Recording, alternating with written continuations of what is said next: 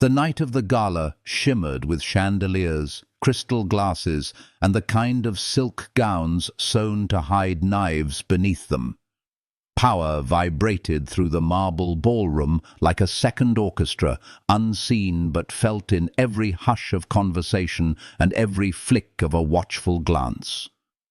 Marcella Duca moved through the crowd like fire caged in satin. She knew eyes followed her, new whispers trailed her name, but she was her father's daughter, born to be both spectacle and weapon. Nothing unsettled her until she saw him. Domenico Armano, the don of the Armano syndicate, didn't need an introduction. He was the storm people crossed themselves against, the shadow whispered about in backroom deals, the man who turned betrayal into a bonfire and loss into empire. When he laid a hand on the wrist of her friend Alessia, light, almost casual, but threaded with a dominance that was instinct, Marcella saw red. She didn't think, didn't pause, didn't weigh consequence. Her palm cracked across his face, with a sound that silenced the violins mid-note. Gasps fell in waves. A champagne flute shattered somewhere to the left. Every Mafia heir and mistress in the room froze like prey under a predator's gaze. But Marcella, with her chin tilted high, didn't flinch. The sting in her hand was nothing compared to the fire roaring in her chest. She had humiliated him in front of all of Venice, in front of his soldiers, in front of her father. For a heartbeat, the world held its breath. Then he turned. Domenico Armano's eyes were ice forged into steel, pale blue and merciless. He didn't lunge. He didn't roar. He simply looked at her, studied her, memorized the curve of defiance on her lips. That silence was worse than 1,000 shouted curses. It promised patience, calculation, inevitability. Marcella's pulse hammered, but she refused to step back. "Keep your hands off my friend," she spat, voice slicing through the hush like glass breaking. When he finally spoke, his words were velvet over steel. "Come here." Low, steady, designed to trigger obedience. Soldiers flinched, women shivered, but Marcella laughed, sharp and scornful. "No." That single syllable changed the air. He stepped forward once, unhurried, and the crowd parted as if commanded by an invisible tide. "If I have to come get you," he said, his voice flat and final, "your punishment will be worse." Every instinct screamed at her to obey. Her spine stiffened instead, but her legs betrayed her, carrying her toward him as if her body knew what her pride denied. This man didn't bluff. When she stopped before him, trembling but unbowed, his verdict was merciless. "Choose your punishment." Her throat bobbed. Everyone was listening, waiting for her to beg, but Marcella Duca never begged. "Spanking," she whispered. Amusement flickered in his eyes, then vanished. In a second she was bent over his knee, her gown pushed aside, her body jolting under the sharp crack of his hand. One strike, then another, heat blooming, humiliation clawing at her skin. He didn't taunt, didn't soften. He punished like a god who had never heard of mercy. By the time he stopped, she was trembling against his thigh, tears hot in her eyes. He leaned down, lips brushing her ear. "Now that you've been put in your place, I'm taking you." Her blood turned to ice. She fought, clawed, screamed, but he lifted her like she weighed nothing, a sack of silk and fury. He turned to her father, Salvatore Duca, iron ruler of Milan's underworld, and delivered the final blow. "She belongs to me now, unless you want war." Her father's silence was worse than betrayal. It was consent. Hours later, Marcella woke in a stranger's domain, satin sheets beneath her, a cuff biting into her ankle. Domenico sat nearby, shirtless, scarred, a glass of scotch in one hand and a gun on the table beside him. "You looked beautiful, bent over my lap," he said calmly. Her rage rose like a tide, but beneath it pulsed something more dangerous. Fear, yes, but also the first spark of fascination. That was how it began. Marcella had been raised to be untouchable. Men bowed to her father, kissed her hand, let her temper rule rooms because she was a duca princess. She had never been denied, never been punished, never been forced to reckon with the limits of her fire. But Domenico Armano wasn't like the others. He didn't coddle, didn't retreat, didn't flinch when she spat venom. He met her fury with a stillness that rattled her to the core. In those first nights, the penthouse was her cage. Floor-to-ceiling glass revealed Venice's glittering skyline, but the doors were locked, the walls soundproofed. She screamed once, her voice raw, only to realize no one could hear her 37 floors above the canal. When she defied him at breakfast, pushing away the tray he had ordered for her, he didn't raise his hand.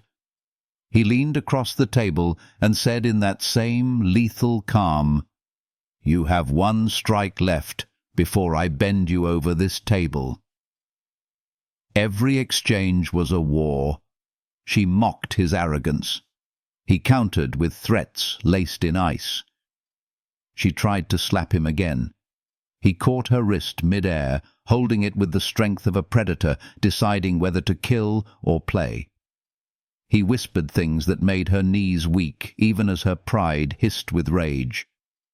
"You should be terrified of me. Unlike every boy your daddy scared away, I don't kneel.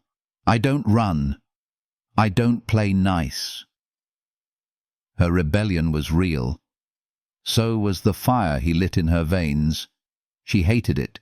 She hated him. And yet, when he looked at her like she was chaos wrapped in silk, she felt something she had never dared to name. The first cracks in her walls appeared not through seduction, but through war. She tried to escape, picking antique locks with hairpins, sprinting barefoot through marble corridors, hot-wiring his Aston Martin in the garage. She almost made it. Almost. He caught her before the gates, yanking her against the hood with a roar that shook the night. "You could have been killed," he snarled. Her answer sliced like glass. "Good. Better than being owned by a sociopath." That was when his mask slipped. His voice shook, not with weakness, but with something more terrifying. Possession. "I don't want you dead.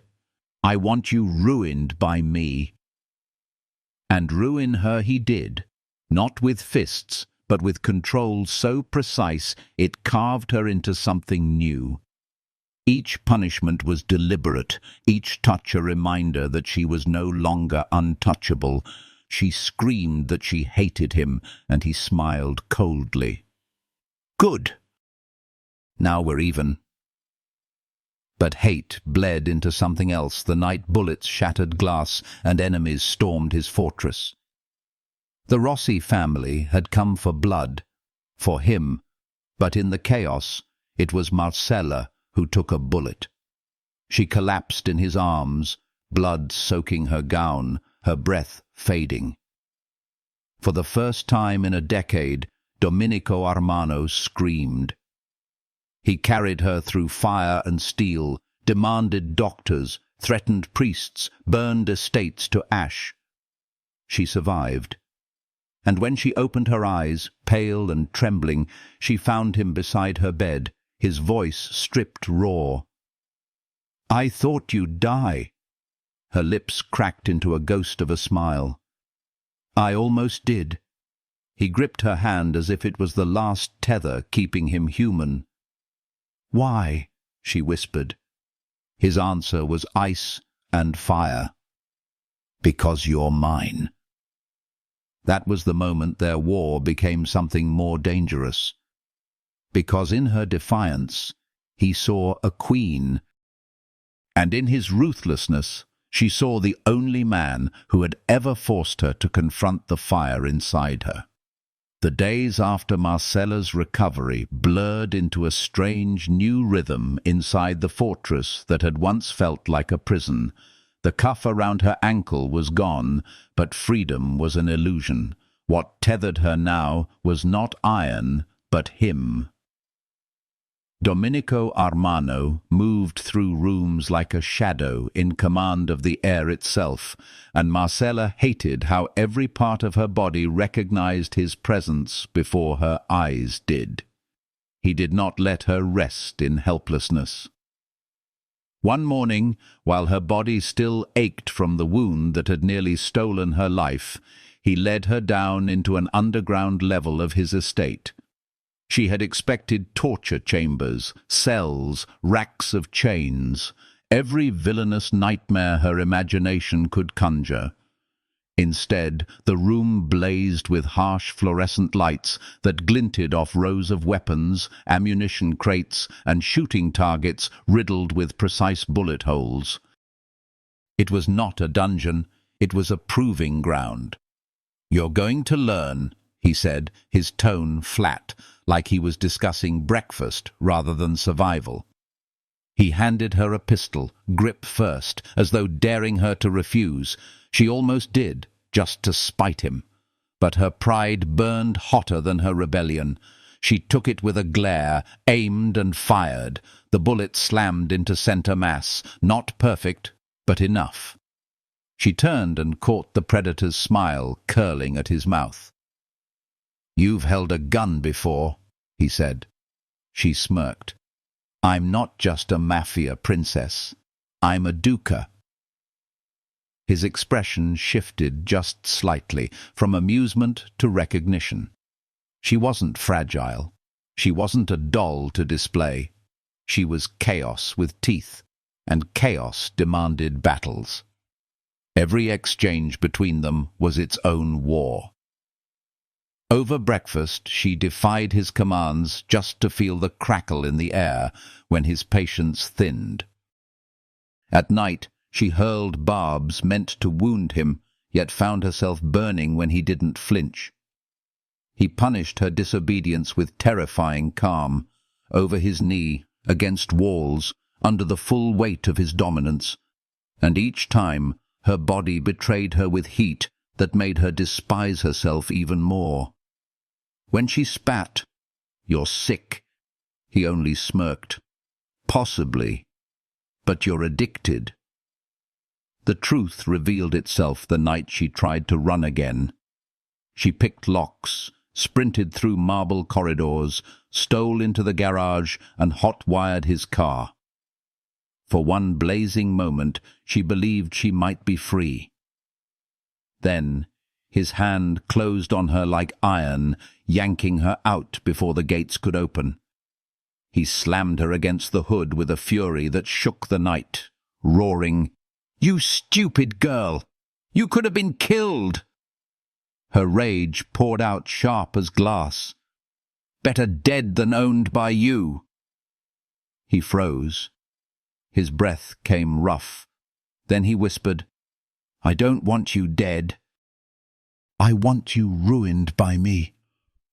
And for the first time she cried, not from pain, but from the confusion of hatred tangled with desire, from the fire that burned her pride and her heart alike.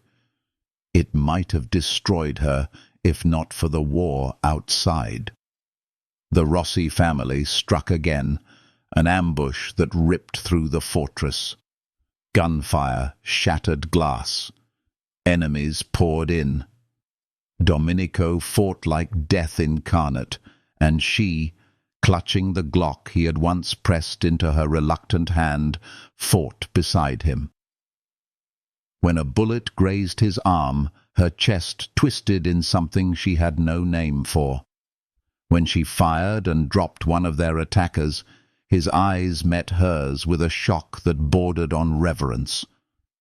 The fight left them bloody and bruised, but alive. In its aftermath, she sat slumped against the wall, her hands shaking, her lungs clawing for air.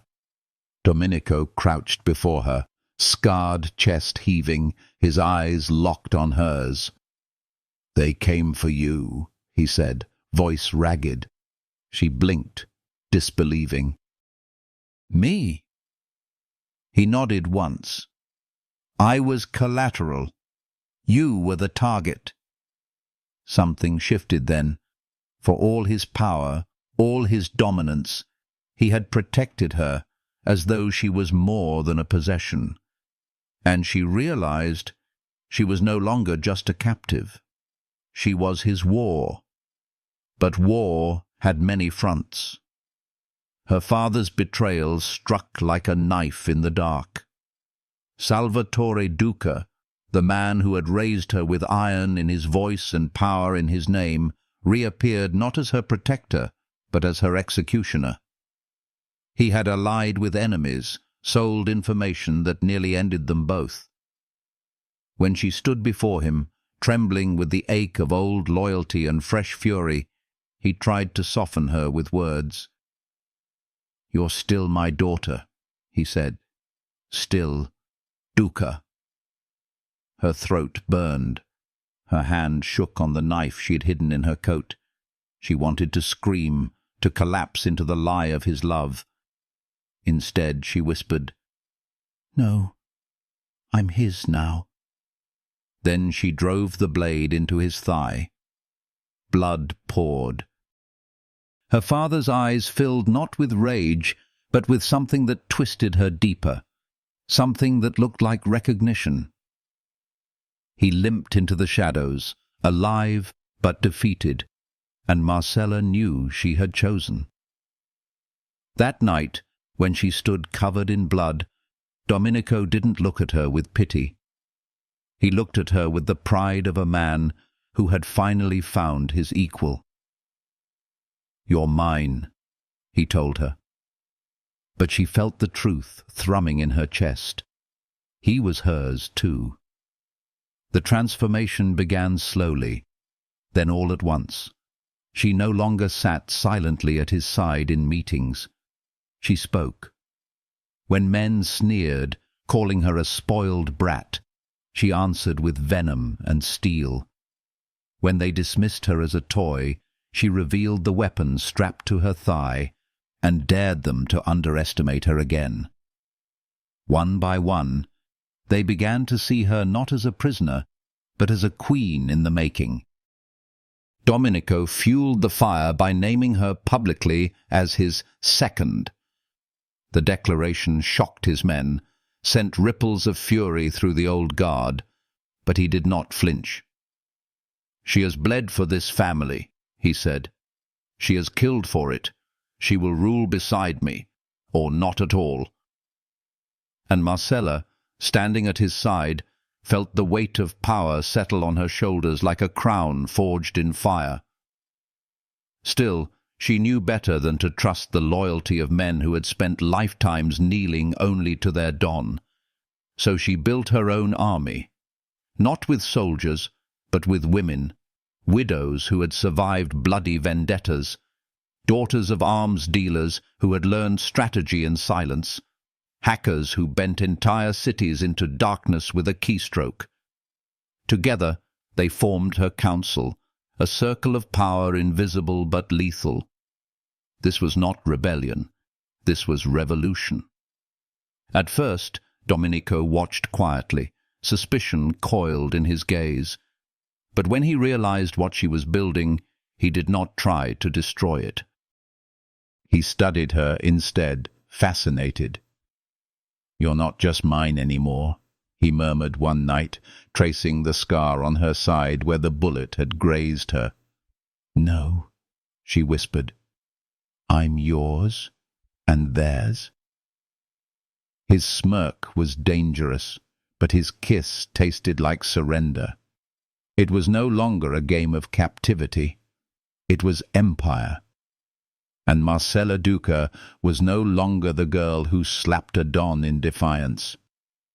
She was the woman who would one day make the world kneel, not in chains, but in awe. Her reign began with fire, with fear, with blood. But it would not end there, because she understood what no don before her ever had. Power built in shadows crumbles.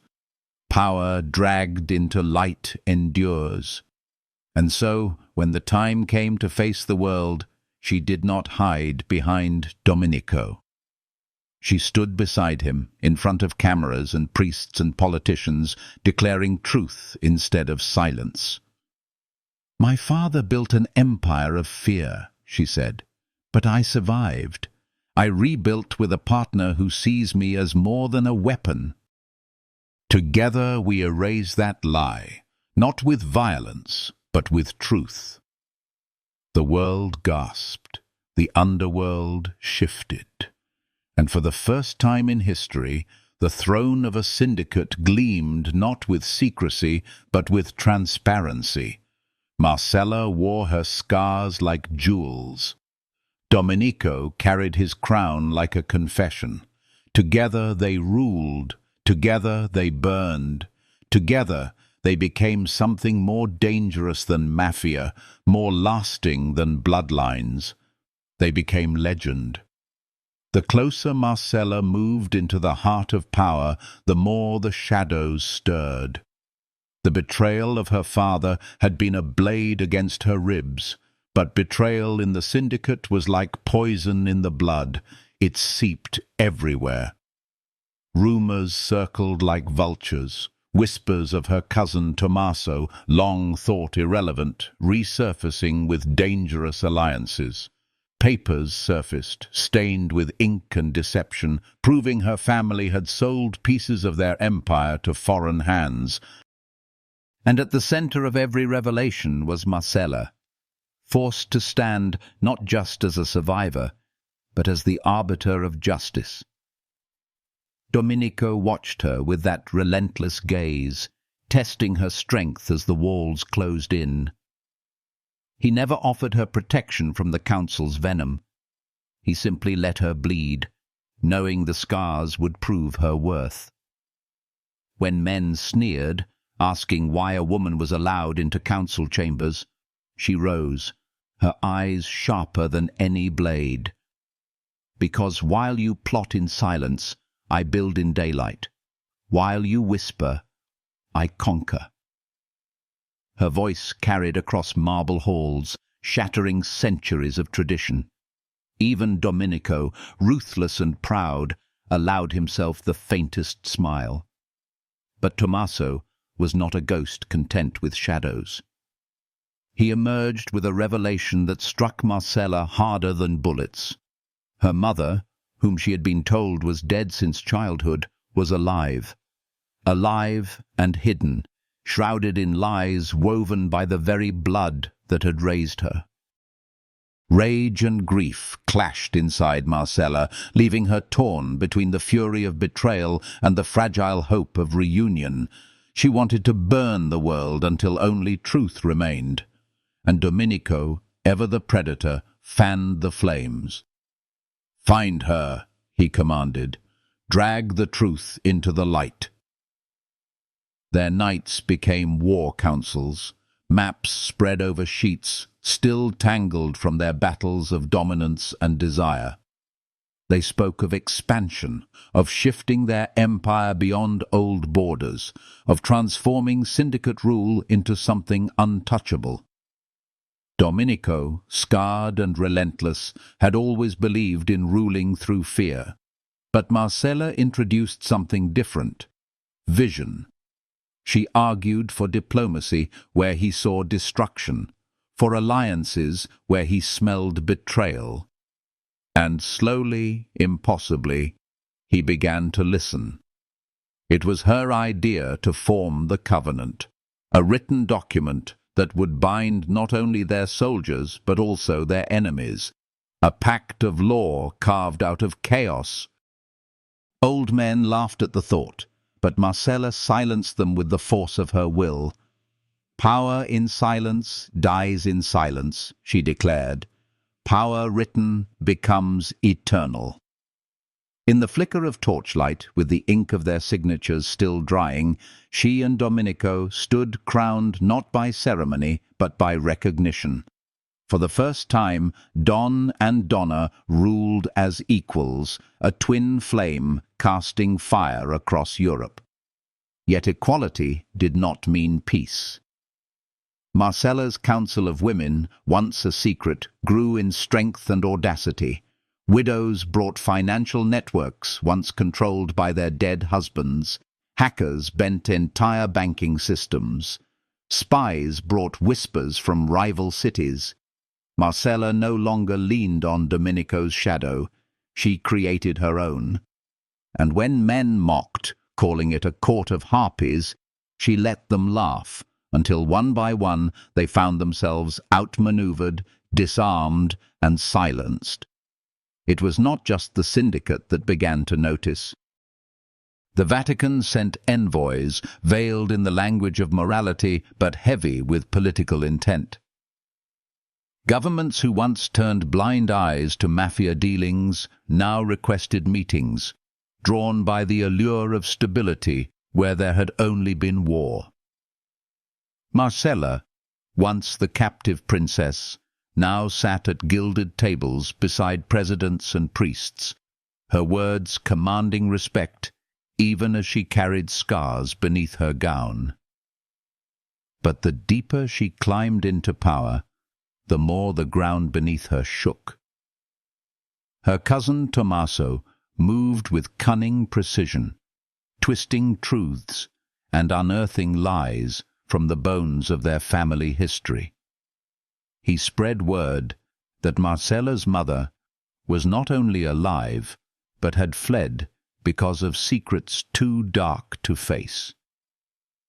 When Marcella confronted him, their clash lit the night like lightning. His sneer cut deeper than daggers. "You're building a kingdom on ashes, and when it burns, it will be your fire that lights it."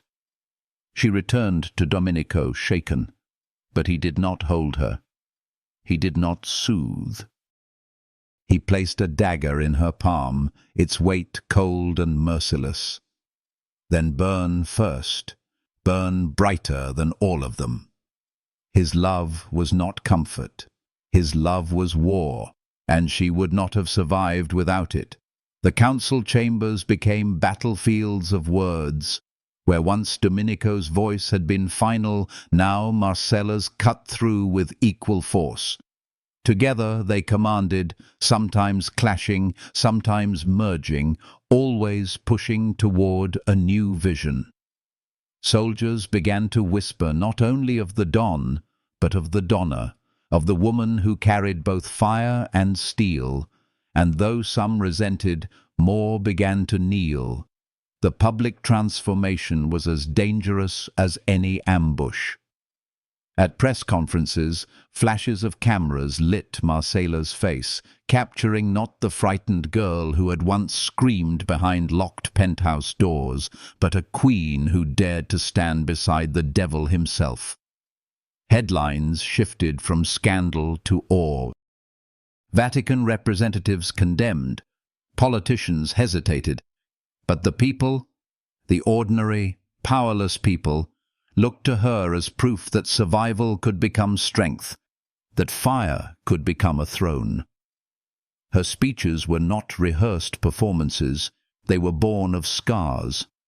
She spoke of betrayal, of bleeding for survival, of learning to turn chains into crowns. And the world, even those who hated her, listened. For the first time, power that had thrived in darkness stepped willingly into the light, carried on the voice of a woman who had refused to bow. In the quiet hours after these public wars, when the world's gaze turned away, Marcella and Domenico returned to their private kingdom. There, battles still raged. Not of blood, but of dominance and surrender, of two predators learning that love could be as dangerous as hate. Their passion was no less violent for the crowns they carried. In the dark, they still broke each other, still rebuilt each other, still reminded one another that power without fire was nothing. Marcella's Women's Council expanded beyond anything the men had imagined. They moved across borders, threading influence through Madrid, Paris, Berlin. While Domenico's name commanded armies, Marcella's voice commanded networks invisible but unstoppable. Their enemies, once united by hatred, fractured under the weight of her strategy. Where Domenico struck with fists, she struck with silence, unraveling foes before they even realized they were defeated. Together they became a storm no history book had room for. She, once captive, now crowned. He, once feared alone, now feared twice over. They stood not as master and slave, not as captor and captive, but as twin rulers forged in blood and fire, bound by a love so feral it terrified even themselves. And in the eyes of those who once called her fragile, Marcella Duca had become what they could never have imagined. Not just the woman who slapped the devil, but the queen who stood beside him, ruling not in his shadow, but in the blaze of her own fire. The covenant was signed, the council established, the empire stabilized. But Marcella knew empires were never permanent. Blood had built them. Truth alone would preserve them. She carried that truth in every scar, every speech, every act of defiance that turned into rule. And when she looked out across the marble halls, across the city that once held her captive, she no longer saw a prison. She saw a throne room. Her legacy was not just survival, it was transformation. And though the world might never forgive the blood on her hands, it would never forget the fire in her crown. They unveiled the new world beneath bruised skies and a forest of microphones. The ballroom lights that once hid knives gave way to daylight that showed everything. The jagged line of the scar along Marcella's ribs, the pale seam that disappeared beneath Domenico's cuff, the way their hands found each other in small, unplanned moments, as if touch itself were the oldest treaty. The press came hungry, politicians came dressed in caution, priests arrived wrapped in judgment and silk. Marcella did not flinch. She wore a fitted black suit that made no apology for power, and a single chain at her throat that once belonged to a man who had tried to own her. She spoke first. She did not read from prepared pages. She did not soften names or blur crimes. She named what they had been: syndicate, underworld, blood machine, and then she named what they would be, line by line, until even the cameras seemed to hold their breath. We will register every asset. We will open our books. We will submit to oversight. We will convert properties into lawful holdings, and we will dismantle any pipeline that runs on terror instead of trade. The room shifted from disbelief to a reluctant, thrumming awe. When a cardinal lifted a hand to interrupt, Domenico didn't glare or threaten.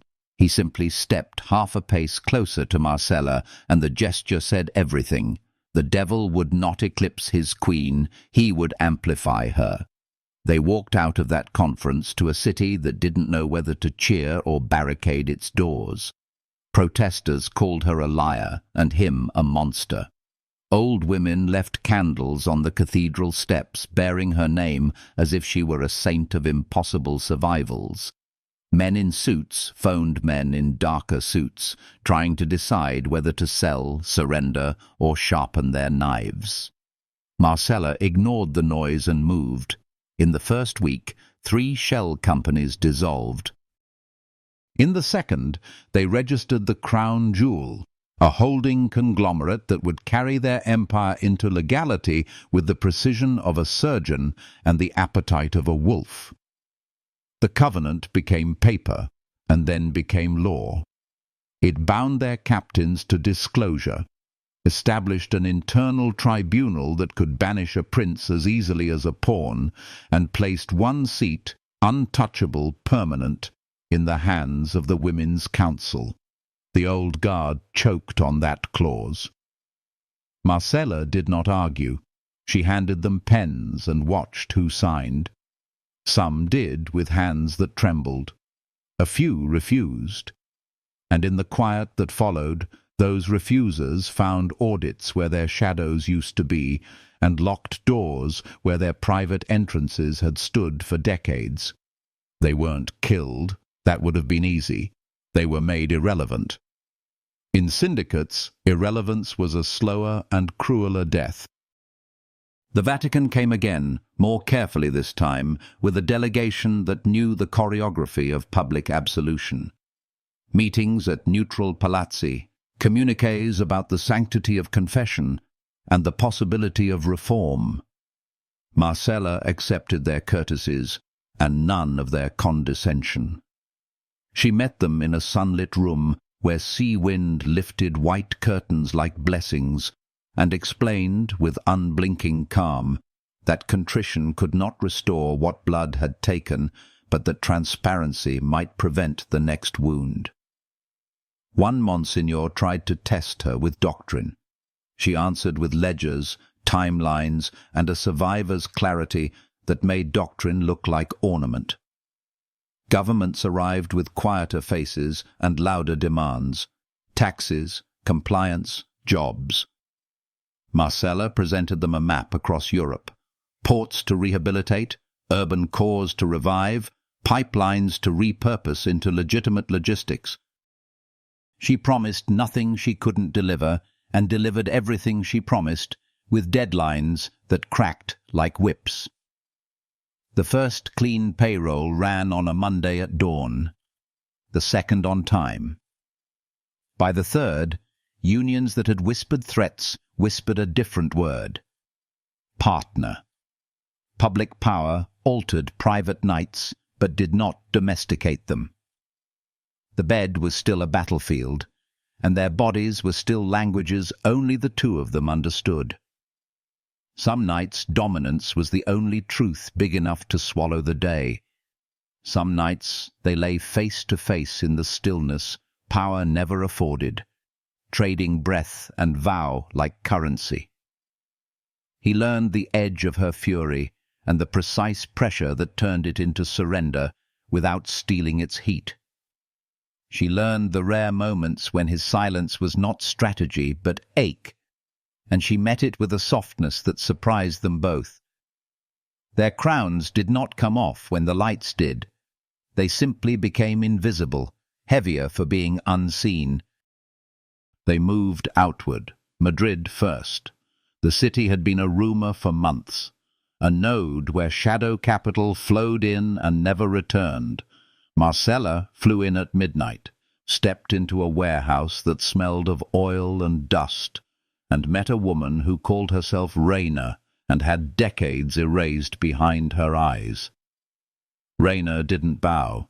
She lit a cigarette and measured Marcella with the indifference of someone who had survived kings and cops alike. "I don't pledge to ghosts," Reina said. Marcella nodded once, took the cigarette, and blew smoke like a prayer. Then pledged to the living, pledged to daylight. They walked the rows. By sunrise, contracts lay on a metal desk, and Reina's crew rolled up the shutters one by one, the light falling in long, clean knives across pallets that for the first time would ship with invoices and insurance instead of fear. Paris wanted a handshake and a museum.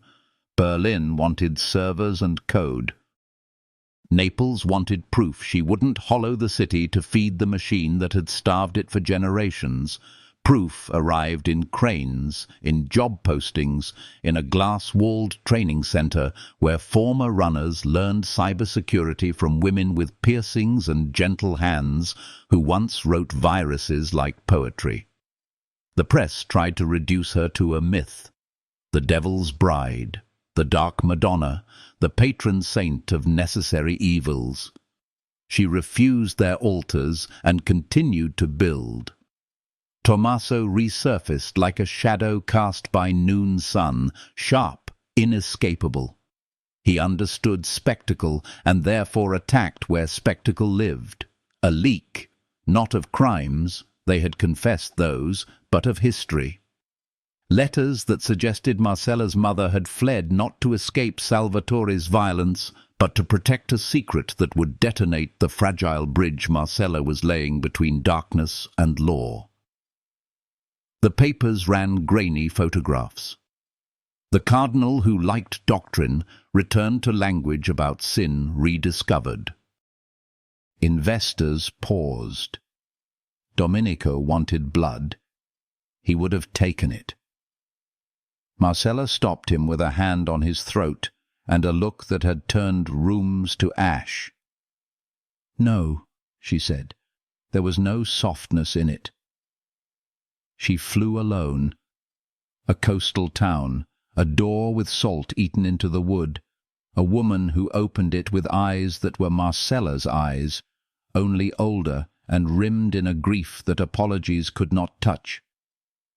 The reunion was not redemption. It was two truths laid side by side and recognized without collapse. A mother who ran because staying would have killed them both. A daughter who stayed because running would have killed her more slowly. When Marcella came back to Venice, she held no press conference. She held a single photograph, slid it into a drawer, and returned to work. Every empire demands a reckoning. Hers came one night in a council chamber, murmuring with men who had learned to lower their voices around her, and women who no longer needed to raise theirs to be heard. A captain presented numbers that didn't add. Another stammered through an excuse that didn't hold. Marcella listened. Then she removed the pins from her hair, set them on the table with a click that sang like a metronome, and told the story of a girl who had been property, of a woman who had been chained to a bed and called it a strategy, of a leader who would never again pretend that rot was a load-bearing wall. She did not shout. She did not threaten. When she finished, men who had never feared a bullet feared a balance sheet and the elegance of a mind that could bathe them in light until their shadows vanished. 2 captains retired that night. No one needed to be told to escort them out. The shift from blood to legitimacy was not a single door, but a hallway of them, each heavier than the last. They walked it together.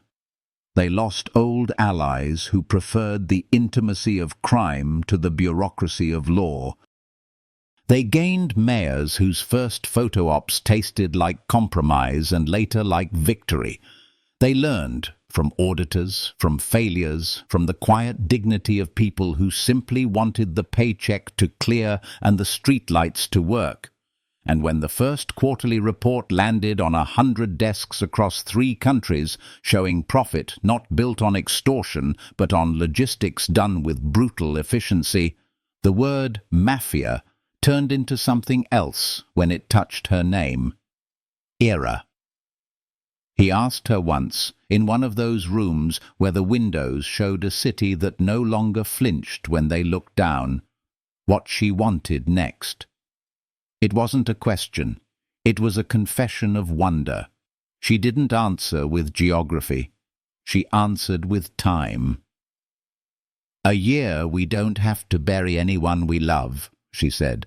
"A year our people don't teach their children to run when they hear a car backfire." He nodded and kissed the inside of her wrist as if it were the first time he had found a pulse. From then on, every expansion plan carried a line item marked quiet. Parks instead of warehouses, clinics instead of clubs, a scholarship fund that didn't bear their names but carried their signature. No strings. The marriage happened without invitation, without music, without any of the pageantry that would have satisfied the gossip columns. A notary, 2 signatures, a ring that fit like it had always belonged on her hand. Afterwards, he took her to the penthouse, where once he had bound her ankle to steel, and he unlocked every door and left them open. They stood in the threshold of the room where the worst of their war had lived, and did nothing but breathe until the air changed shape around them. He said he was sorry. She said she knew. They made love like both apology and oath. The daughters arrived like a miracle rendered in sharp, earthly detail. Sleeplessness and milk, a nursery across from a boardroom, a bassinet beneath a painting once stolen and now returned to the museum, stamped with an anonymous donation. He held them like contraband and like absolution. She fed them with the same steadiness she had fed cities.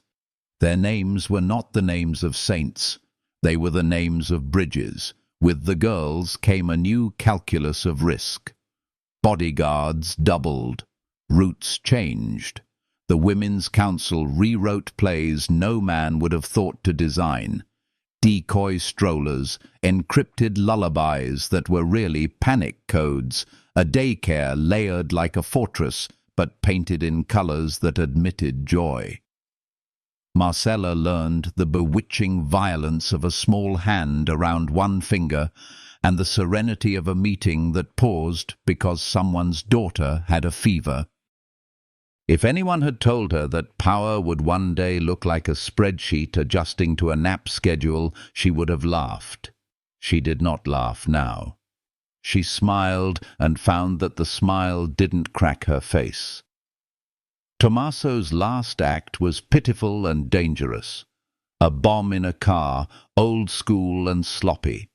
It detonated in an empty lot because the route never went where he thought it would.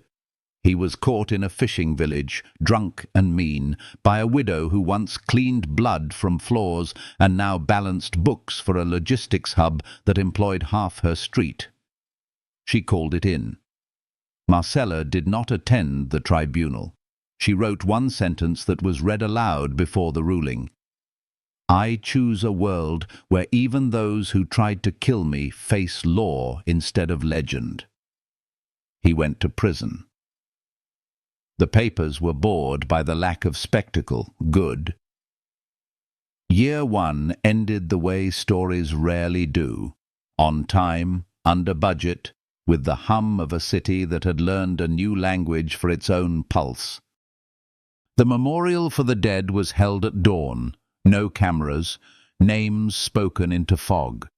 She cried. He let her. They walked home through streets where people stared and some lifted hands in greeting, not fear.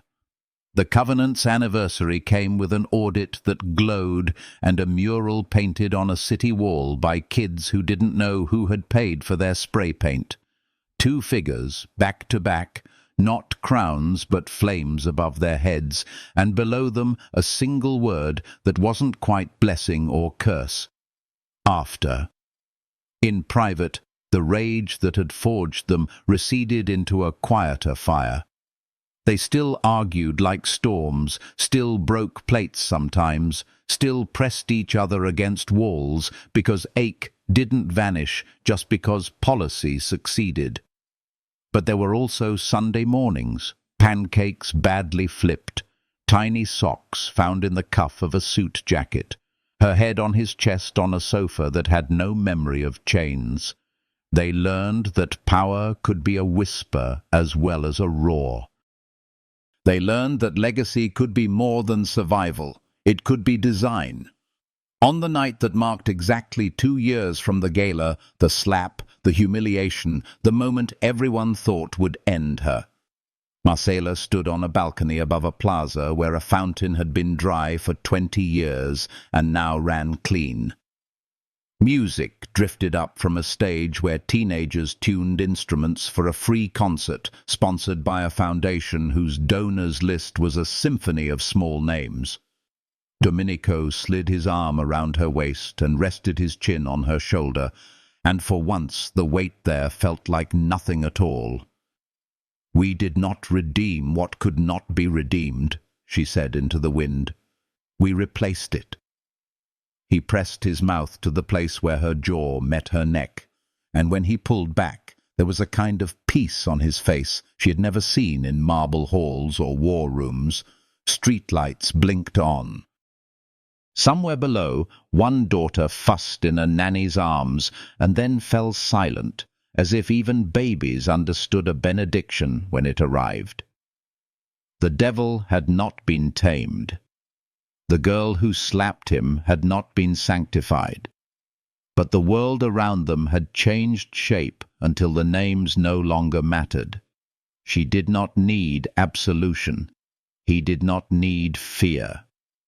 They needed the machine to keep humming without blood, the schools to keep opening, the ledger lines to meet, the ports to ship at dawn, the choir of 1,000 ordinary days to drown out the mythology of their beginning. In the years that followed, history would sand their edges. It would paint her gentler than she was, and him crueler than he remained. It would leave out the childcare budgets and the power outages that required midnight calls to electricians who swore like poets. It would make a saint where there had only been a woman who refused to die, and a king where there had only been a man who learned to share the throne. That was fine. Legends are scaffolding. The city stood without them. She placed the old ankle cuff in a museum case, not as a trophy, not as a warning, but as a measure. A child pressed a palm to the glass and asked her mother what it was. The mother, who had a job with health insurance and a boss who didn't own a gun, said, "A story." The child nodding was the only absolution anyone ever needed. In the last light of a late summer, Marcella walked the length of a pier that had once hosted midnight cargo and now overflowed with families and food stalls. Her daughters ran ahead. Domenico followed a step behind, hands in pockets, as if to show the world that the only thing he was guarding now was time. She paused and looked back toward the city that had nearly devoured her and then fed her name to a new language. Bridges everywhere, some in stone, some in flesh, some in the invisible arc between a vow made in blood and a future written in ink. This was not happily ever after. It was sturdier. It was payroll met and power dimmed at 10 to save the grid. It was 3 languages shouted around a dinner table. It was a ledger that balanced and a choir that swelled and a city that learned to sleep with its windows open. It was a kingdom built where a cage had stood. It was a woman and a man who chose to keep choosing day after ordinary day until the extraordinary became the baseline and the past, with all its claws, found nothing left to hold. The expansion into Europe was not just a business maneuver. It was a declaration that the age of shadows had ended and the empire would now be written in daylight. Marcella walked into Madrid with her head high and the scent of irons still fresh in her memory. What had begun as blood and rebellion now demanded diplomacy, and she discovered that the sharpest blade she carried was her voice. In every meeting she faced men who doubted her, men who looked at her as ornament, as accident, as weakness. Yet with every word she spoke, she unmade them. She talked of ports that would thrive again, of workers paid with dignity instead of silence, of networks that would outlast bullets. The skeptics scoffed, But the ones who listened saw something no one had dared to imagine before. A Mafia queen building not on terror, but on order. Her presence in those boardrooms was a storm wrapped in silk. Where Domenico radiated intimidation, Marcella radiated inevitability. He often stood back, allowing her to command without interruption, his silence louder than any threat. By the end of the first quarter, contracts were signed in Madrid, Paris, and Berlin. What had once been syndicate turf wars turned into economic corridors. Rivals who planned assassinations now fought instead for shares. It was a war still, but the battlefield had changed shape, and Marcella thrived on it. Her cousin Tommaso became the constant shadow, the reminder that her own blood had been her greatest betrayal. He struck not with bullets, but with stories, digging up fragments of the past and twisting them into weapons. He whispered to newspapers, leaked letters, and painted Marcella as the daughter of treachery. What she had hidden deep within, the truth of her mother's disappearance, he scattered across headlines like gasoline on flame. Crowds that once hailed her began to waver, torn between the image of the queen who reformed an empire and the girl whose family tree rotted at the roots. Marcella faced it with steel in her eyes. She did not hide from questions. She did not flinch when cameras burned. She stood before them and admitted the truth. Her mother had fled, her father had betrayed, her family had broken her. And she had survived. Survival was not shame. It was proof. The moment she spoke those words, the world tilted again. Vulnerability was her weapon. Instead of weakening her, it made her untouchable. Because no one could blackmail a queen who had already confessed every wound. From that day on, Marcella became more than legend. She became mirror. Every survivor of abuse, of betrayal, of silence, saw themselves in her. That was the power Tommaso could never wield. Not fear, not money, not even blood, but faith. And faith was impossible to kill. Domenico, for all his savagery, began to understand that Marcella had built something larger than the empire he had carved from fire. He had ruled through terror, and terror demanded constant feeding. She ruled through vision, and vision multiplied itself.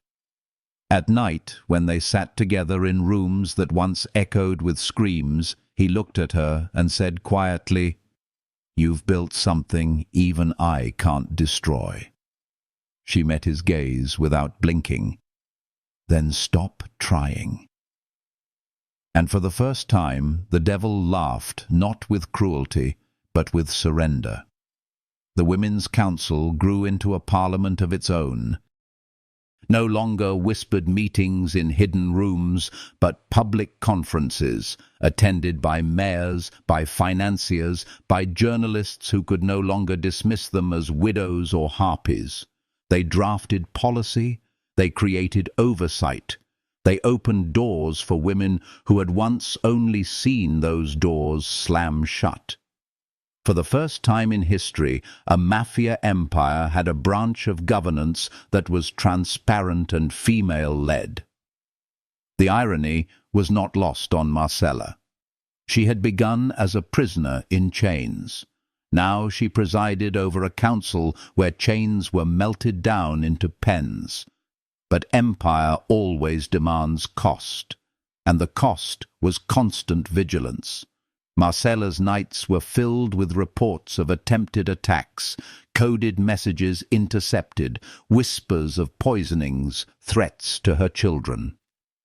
Every morning she rose and smiled for the cameras, carried her daughters in her arms, and spoke as if the world were already safe.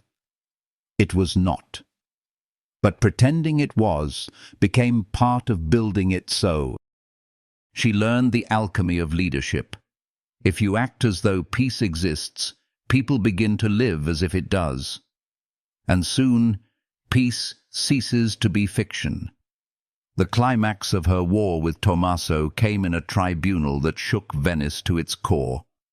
He had been caught at last, not by her men, but by her people, the very citizens whose lives she had rebuilt. They dragged him to the council chamber, a broken heir with venom still in his mouth. He spat curses, accused her of hypocrisy, screamed that she was still a duca and therefore as rotten as the blood that birthed her. Marcella did not raise her voice. She simply stood, calm as stone, and spoke. Blood is not destiny. Choice is. Then she turned her back on him, a gesture more final than any bullet. The council voted. He was sentenced to prison, a relic of the old order locked away while the new burned forward. For Marcella, it was not victory. It was relief. One more chain broken, one more ghost silenced. With Tommaso gone, she turned her eyes to the horizon. Legacy was no longer about surviving the present. It was about shaping the future. She and Domenico drafted blueprints for cities reborn, places once soaked in blood, now seeded with schools and commerce. They planned networks that stretched from Madrid to Naples, from Berlin to Cairo. It was empire, yes, but not one built on terror. It was infrastructure, governance, systems that could survive even if they did not. That was the true test. Could the empire endure without them? If it could, then they had succeeded. If it collapsed the moment they fell, then all they had done was build another shadow. Marcella refused to leave shadows behind. The 11th chapter of their reign was not written in marble halls or in bloodied alleys, but in the small, almost invisible details of ordinary life. A child who once ducked at every car backfire now ran laughing through parks. A widow who once scrubbed blood from a butchered husband's shirt now managed accounts for a logistics firm. A city that had closed its shutters at night now left its windows open to summer air. These were the things no headline captured, no camera bothered to film. But Marcella saw them, and in them she saw proof that all the fire, all the pain, all the years of clawing her way out of chains had been worth it. At night, when the streets quieted and her daughters slept, she walked balconies with Domenico at her side. They did not speak often. They did not need to. Their silence was filled with all the battles they had survived, all the scars they had carved into each other, all the vows they had forged in fire. Sometimes he would take her hand, rough with calluses, and kiss it, like it was still the first night he had claimed her. Sometimes she would rest her head on his chest, listening to a heart that beat slower now, calmer, yet still dangerous. Together they had become something no one had predicted, not just rulers, not just legends, but architects, architects of a future written not in whispers, but in stone. It was not happily ever after. It was something sharper, something harder, something real. It was compromise and payroll and treaties that threatened to collapse. It was daughters who cried at night and captains who still made mistakes. It was battles still to come, betrayals still to face, ghosts still to haunt them. But it was also survival turned into legacy, chaos turned into order, fire turned into light. Marcella had once slapped the devil, now she ruled beside him. And in the end, that was the most dangerous truth of all. Not that she had survived him, but that together they had remade the world in their image. The Council of Women had begun as whispers in secret rooms, a gathering of widows and daughters and outcasts who had nothing left to lose but their silence. By the time Marcella brought it into the open, it had become a force that reshaped the entire skeleton of their empire. What had been dismissed as gossip was now codified into law. They held meetings in gilded chambers once reserved for men with guns and gold, and they spoke in voices that did not tremble. Marcella sat at the head of that table not as token, not as symbol, but as commander. Each decision they made spread outward like ripples across water. Protection funds for children, education for girls in neighborhoods once starved by violence, oversight committees that examined every ledger line with unforgiving eyes. The men called it intrusion. Marcella called it survival. Domenico watched this rise with a kind of wary fascination. He had once believed himself the only architect of destiny, the storm all others bent to. But in the glow of candlelight, surrounded by women who bent maps into new shapes, even he could see that power was no longer what it had been. It was broader now, deeper, harder to kill. He sat at Marcella's side in those sessions, sometimes silent, sometimes intervening, but always aware that history was shifting. Where once the Mafia had been whispered as a curse, now it was being redefined as governance. And at the heart of it was the Queen who had once been his prisoner. It was not without cost. Every reform cut into someone's hidden revenue. Every revelation of truth cracked another spine of the old order. They received threats daily, coded letters slipped under doors, promises of bombs, curses disguised as prayers. Marcella read them all and kept moving. "If they are writing, they are not striking," she said once with a smile sharp enough to wound. But even she knew patience was finite, and enemies waiting too long would eventually bite. The press devoured the spectacle. Cameras followed her into markets, microphones clustered around her after every council meeting. She became not just a leader, but an icon, a symbol of female strength in a world built to erase it. Newspapers compared her to monarchs, to revolutionaries, to saints and sinners alike. She refused every label. "I am not their queen or their sinner," she told one interviewer. "I am their architect." The phrase spread, painted on walls, printed on posters, tattooed on the arms of young women who saw in her a path they had been told did not exist. The Vatican, unable to ignore the growing chorus, shifted tactics. Where once they had sent condemnation, now they sent cautious congratulations, trying to claim some role in the redemption arc unfolding across Europe. Marcella accepted their words with the grace of a diplomat and the heart of a warrior. She knew alliances were currency. She knew even false blessings could protect her people. Yet she never allowed herself to be consumed by their narrative. She had survived too much silence to ever let someone else tell her story. When the time came for a public summit, she and Domenico stood together under chandeliers brighter than the ones that had lit their first collision. Heads of state, cardinals, bankers, even rivals sat in rows of velvet, waiting to hear whether this empire of blood could truly transform into something more. Marcella began not with promises, but with confession. She spoke of her father's betrayal, of the chains once locked around her ankle, of the bullet that had nearly ended her life. She spoke of every scar not as tragedy, but as testimony.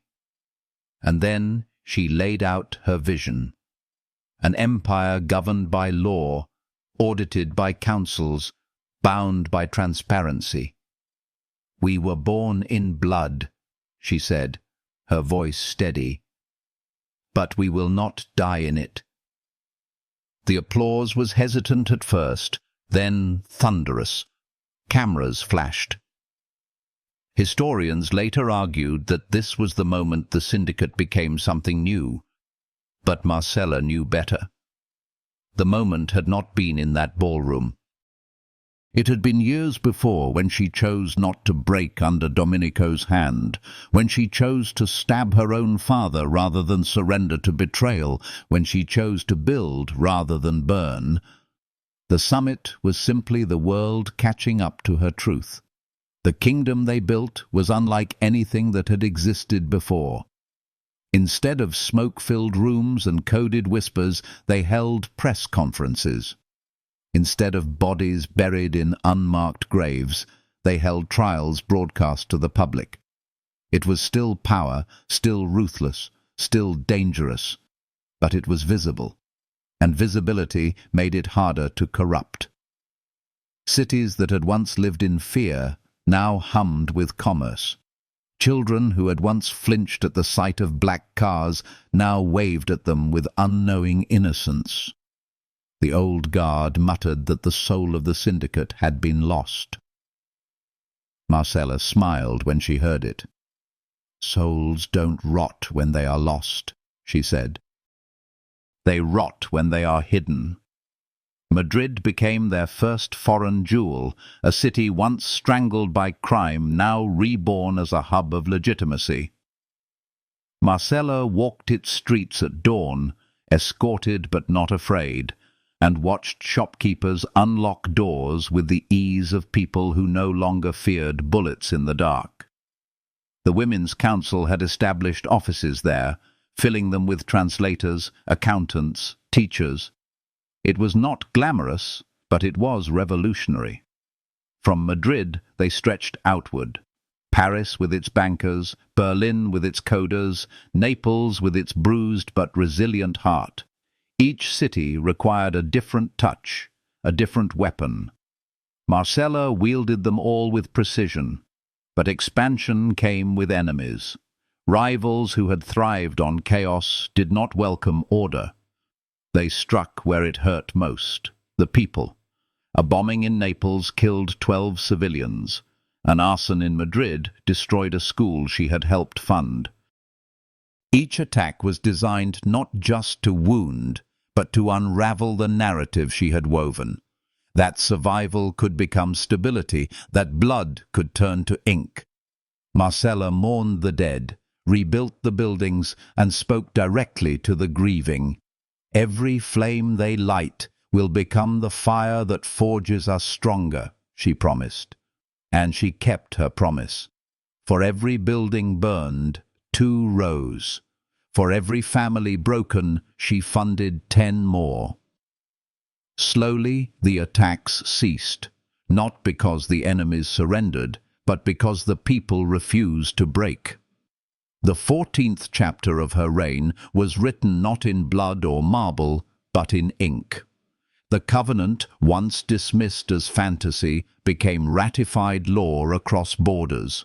Nations recognized her empire as legitimate. Banks opened accounts. Courts accepted treaties. She and Domenico signed documents that turned decades of whispered crime into transparent governance. It was not forgiveness, it was transformation. She had never asked to be forgiven. She had asked only to be seen.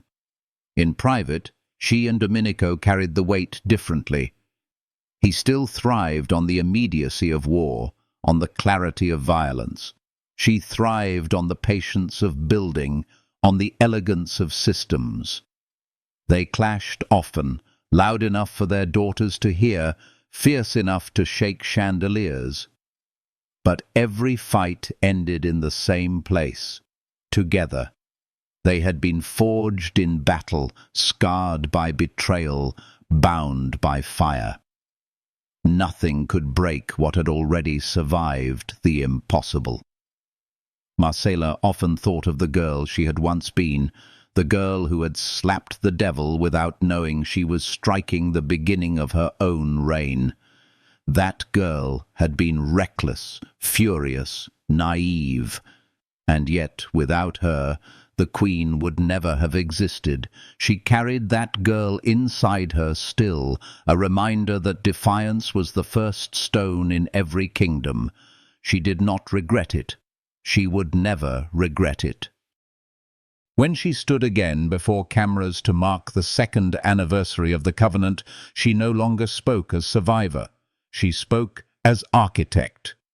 She told the story not of scars, but of bridges, not of betrayal, but of choice. She laid out the next decade with the precision of a general and the compassion of a mother. And the world listened, not because they feared her, but because they believed her. This was not happily ever after. It was something harder, something more enduring. It was legacy. It was empire reborn, not in shadows, but in light. And Marcella, who had once been chained, who had once bled in silence, now walked free as the queen who had turned fire into future. She had slapped the devil, yes, but in the end, she had done something far more dangerous. She had taught him to build, and together they built a kingdom that no bullet could destroy. Madrid was only the beginning. From that first foothold, their empire began to unfurl across borders with the precision of a military campaign and the elegance of a cultural renaissance. Marcella had envisioned it as a network, not of bloodlines but of lifelines, connecting cities not through fear but through infrastructure, contracts and trust.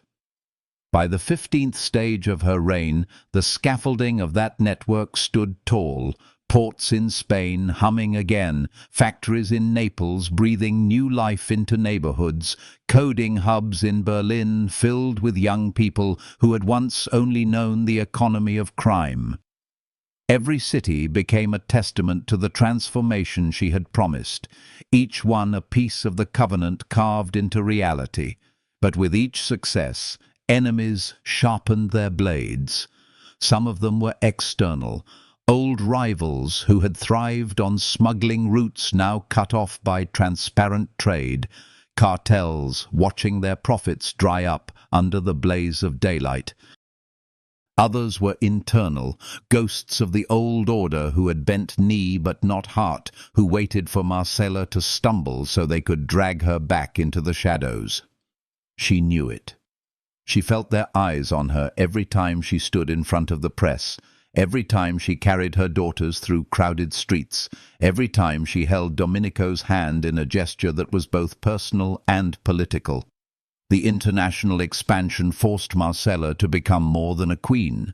She became a diplomat, a negotiator, a strategist of global scale. In Madrid, she brokered peace between rival unions, not with threats, but with promises that held. In Paris, she met with bankers who doubted her, showing them ledgers so clean they glowed. In Berlin, she walked through rows of servers humming with the new economy, explaining to skeptical engineers why her vision wasn't another empire of fear, but an architecture of resilience. Each time she won them not by pretending to be something she wasn't, but by laying bare who she had become. "I know what it means to live in chains," she told them. "I will not build another prison." Domenico watched all of this with a complex heart. For decades, his power had been absolute, his word law, his silence command. Now he found himself not the sole sovereign, but the equal half of a dual monarchy, one where Marcella often commanded louder applause, sharper headlines, greater faith. At first, his pride recoiled. He was the devil after all, the man no one dared defy. But gradually, as he saw cities flourish, as he saw men once loyal only to him bow to her with respect instead of fear, he realized something profound. He had always ruled through terror, But terror dies the moment its source is gone. What Marcella was building could outlast both of them. And in that realization, his pride turned not to jealousy, but to awe. It was not peace, of course. Expansion bred resistance. Naples, always volatile, saw the fiercest backlash. Old families rejected the covenant, insisting that blood was thicker than law. They staged attacks designed to break her will.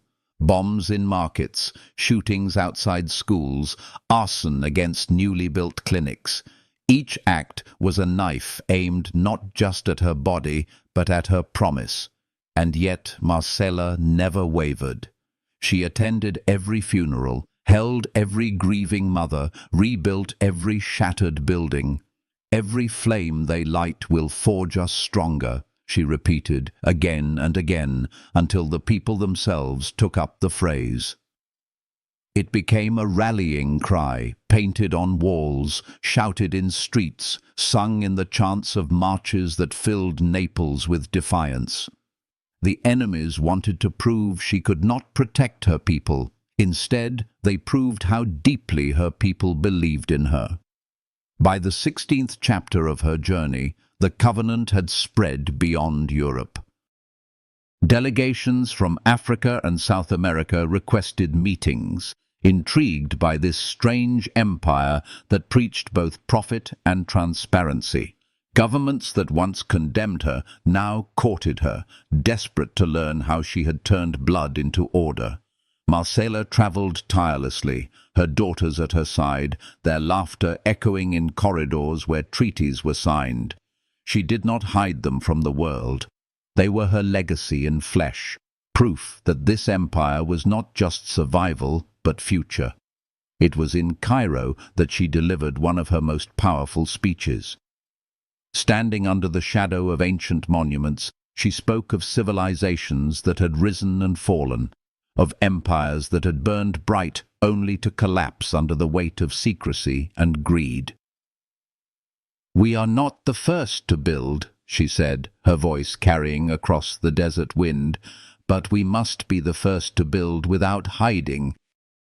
We must write our covenant not in whispers but in stone, so that when the day comes that we are gone, the world will not forget the architecture of our survival." The applause was thunderous, but more than that, it was genuine. Leaders who had once dismissed her as an interloper now saw her as a visionary. Her cousin Tommaso's spectre still haunted the edges of her power. Though imprisoned, his whispers lingered, carried by those who still longed for the old order. He spread rumors of betrayal, of corruption hidden even in her covenant. For Marcella, this was the greatest test, not to silence dissent with violence, but to answer it with truth. She allowed independent journalists into her empire, gave them access to records, invited them to audit. It was a dangerous gamble, but it paid off. The reports that emerged did not paint her as flawless. They painted her as real. And real was stronger than perfect. The 17th stage was marked by a confrontation that could have broken everything. A coalition of old rivals and resentful allies attempted to secede, declaring the covenant a lie and the Queen a fraud. They launched simultaneous attacks across 3 cities, hoping to unravel the network she had built. For 72 hours, chaos reigned.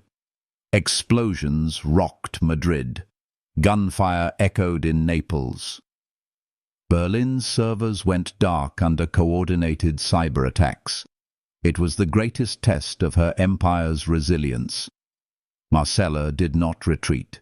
She moved faster than anyone thought possible, flying from city to city, standing on rubble before the dust had even settled. She commanded not with fear, but with presence, her voice steady even as the world shook. "They want us to break," she told the crowds in Madrid. "But we are not glass. We are iron." She rallied Naples with fire in her eyes, standing unflinching as bullets cracked nearby. In Berlin, she walked through the server rooms, hand in hand with coders who had fought off the attacks, thanking them as equals. Her leadership turned 72 hours of terror into 72 hours of resilience. By the end, the coalition collapsed. The people had chosen their queen. The aftermath of the crisis solidified her legacy.